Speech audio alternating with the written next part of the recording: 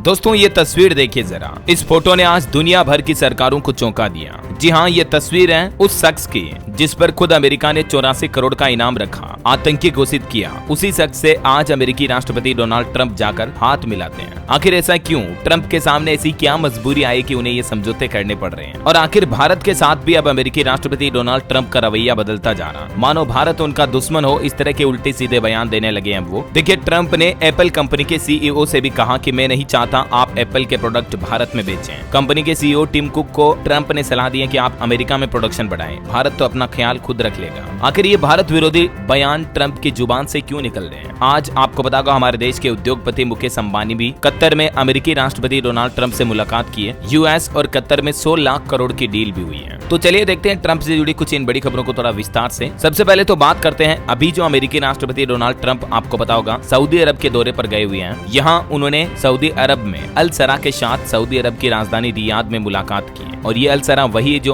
America ने आतंकी घोषित किया हुआ है। उनके साथ इस मुलाकात के दौरान क्राउन प्रिंस बिन सलमान भी मौजूद थे। और आज अमेरिकी राष्ट्रपति ट्रंप ने बड़ी घोषणा करते हुए सीरिया पर लगाए गए सभी अमेरिकी प्रतिबंधों को भी खत्म करने का आदेश दे दिया है। अमेरिका की संसद ने 2019 में सीरिया पर कुछ सख्त प्रतिबंध लगाए थे। हालांकि उस दौरान ये कानून में प्रावधान था कि अमेरिकी राष्ट्रपति अगर राष्ट्रीय सुरक्षा को देखते हुए चाहे तो इन प्रतिबंधों को हटा सकते हैं। तो अभी ट्रंप ने इसी अधिकार का इस्तेमाल करते हुए सीरिया पर लगाए गए अमेरिका के सारे बैन हटा दिए हैं। देखिए, आसान भाषा में समझिए, 5 तरह के प्रतिबंध जो अब तक सीरिया पर लगे थे। पहला, नंबर 1, पैसे और लेन देन पर रोक। अमेरिका और उसके नागरिक या कंपनियां सीरिया के साथ कोई व्यापार या पैसे का लेन देन नहीं कर सकते थे। दूसरा, तेल और गैस पर भी रोक। अमेरिका ने सीरिया के तेल और गैस क्षेत्र पर भी पाबंदी लगा दी थी, मतलब कोई भी विदेशी कंपनी वहां निवेश नहीं कर सकती थी। तीसरा, बैंकिंग और निवेश पर प्रतिबंध। सीरिया के साथ बैंकिंग सेवाओं का इस्तेमाल भी यूएस के लोग नहीं कर सकते थे। चौथा, सैन्य और तकनीकी सामान पर भी रोक लगी गई थी। अमेरिका ने सीरिया को किसी भी प्रकार के हथियार, गोला बारूद, ड्रोन, मिसाइल सिस्टम, सैन्य वाहनों की बिक्री समेत सारे डिफेंस पर पूरी तरह से प्रतिबंध लगा रखा था। और पांचवा, सीजर एक्ट के तहत कुछ कड़े कानून भी लागू कर रखे थे सीरिया पर। और दोस्तों, बीते कुछ सालों से सीरिया के ऊपर लगाए गए इन्हीं प्रतिबंधों के बदौलत सीरिया की इकोनॉमी 84% तक सिमट गई। अभी वहां के लोगों को बस 2 घंटे ही बिजली मिलती है। आप खुद ही अंदाजा लगा सकते हैं कि अभी सीरिया के हालात कैसे होंगे। तेल और गैस पर बैन लगाने की वजह से सीरिया को 9 लाख करोड़ से भी ज्यादा का नुकसान हुआ। लेकिन आज जैसे ही सीरिया पर अमेरिकी प्रतिबंध हटाने की घोषणा की गई, इससे देश की इकोनॉमी पर बड़ा असर पड़ा। एक ही दिन में 60% तक मजबूत हुई सीरिया की मुद्रा। ट्रंप के सीरिया पर बैन हटाने के ऐलान के बाद सीरियाई मुद्रा की दर में 60% का इजाफा हुआ। ब्लैक मार्केट में भी एक अमेरिकी डॉलर के बदले सीरियाई पाउंड की दर लगभग 15,000 थी, जो अभी घटकर 10,000 पाउंड प्रति डॉलर आ गई है। इस पूरे घटनाक्रम में सबसे हैरान करने वाली बात जो दुनिया भर के लिए रही, वो ये रही दोस्तों कि अमेरिकी राष्ट्रपति ट्रंप ने अल सरा के साथ मुलाकात की। और ये अल सरा वही शख्स है, मैंने आपको बताया था, जिस पर अमेरिका ने खुद दिसंबर 2017 में $10 मिलियन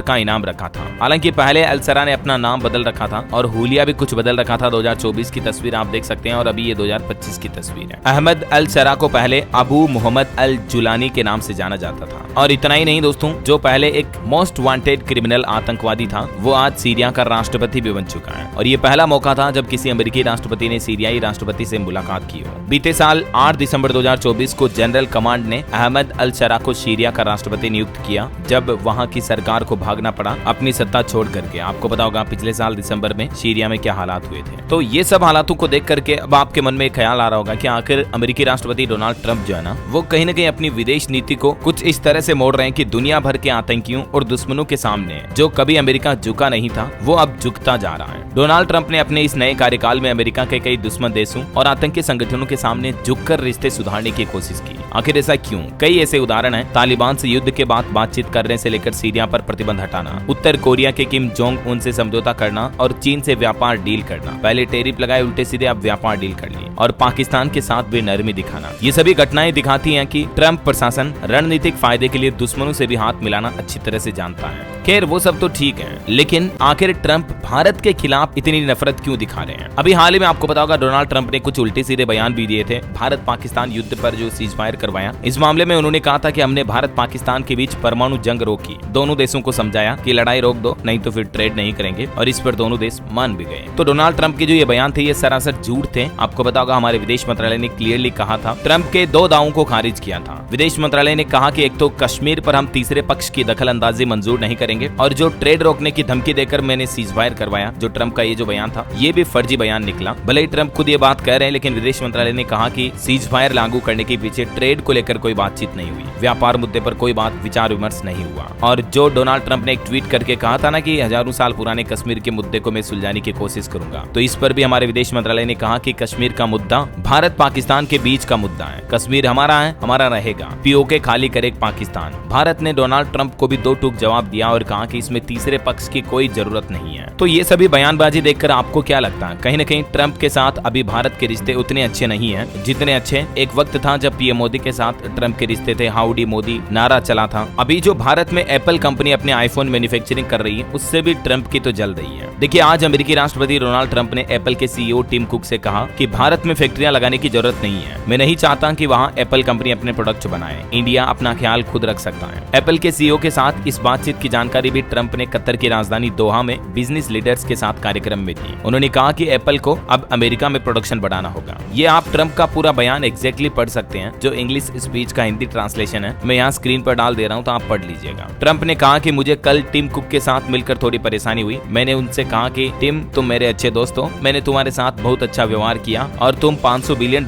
लेकर आ रहे हो, लेकिन अब मैं सुन रहा हूँ कि तुम पूरे भारत में प्रोडक्शन कर रहे हो। मैं ये नहीं चाहता हूँ कि तुम आगे और भारत में प्रोडक्शन करो। उन्होंने भारत विरोधी बातें भी कही। वो बोले कि भारत दुनिया में सबसे ज्यादा टैरिफ लगाने वाले देशों में से एक है, वहाँ बेचना बहुत मुश्किल है। फिर उन्होंने कहा कि मैंने टिम कुक को एक डील भी ऑफर की और कुल मिलाकर तुम अमेरिका में आईफोन का निर्माण करो, इंडिया तो अपना ख्याल खुद ही रख लेगा। ये जो टिम कुक को बातें कही अमेरिका के राष्ट्रपति ट्रंप ने, इन बातों में आपको क्या झलक दिख रही है? जाहिर सी बात है, ट्रंप अब भारत के खिलाफ अपना रवैया वैसा नहीं रख रहे हैं जैसा एक वक्त एक जमाना था कुछ सालों पहले जब पीएम मोदी और ट्रंप के रिश्ते हुआ करते थे, राइट। खैर, अभी की रिपोर्ट्स भी आपको बताऊं दोस्तों, तो अमेरिकी बाजार में बिकने वाले 50% आईफोन भी भारत में बन रहे हैं, यानी मेड इन इंडिया आईफोन दुनिया भर में बिक रहे हैं। साल 2026 तक टारगेट है, देश सालाना 6 करोड़ से भी ज्यादा आईफोन बनाएगा और बेचेगा। और ना सिर्फ आईफोन, बल्कि अभी तो एप्पल कंपनी इंडिया में अपने कुछ और प्रोडक्ट्स जैसे कि एयरपोर्ट्स, स्मार्ट वॉच वगैरह का भी प्रोडक्शन लगाने जा रही है। ये कुछ कंपनियों के आप डिटेल्स देख सकते हैं जो भारत में एप्पल के सप्लायर्स हैं, जैसे Tata electronics, Salcomp technologies, Foxlink, Sunwoda. और भारत में आईफोन बनाने वाले कॉन्ट्रैक्ट मैन्युफैक्चरर्स जो हैं वो हैं फॉक्सकॉन, विस्ट्रॉन और पेगाट्रॉन। तो दोस्तों, अमेरिकी राष्ट्रपति डोनाल्ड ट्रंप पर आप क्या कहना चाहोगे? ट्रंप केवल और केवल अपने देश के व्यापार पैसों के लिए सगे हैं, बाकी और वो किसी के सगे नहीं है। ये तो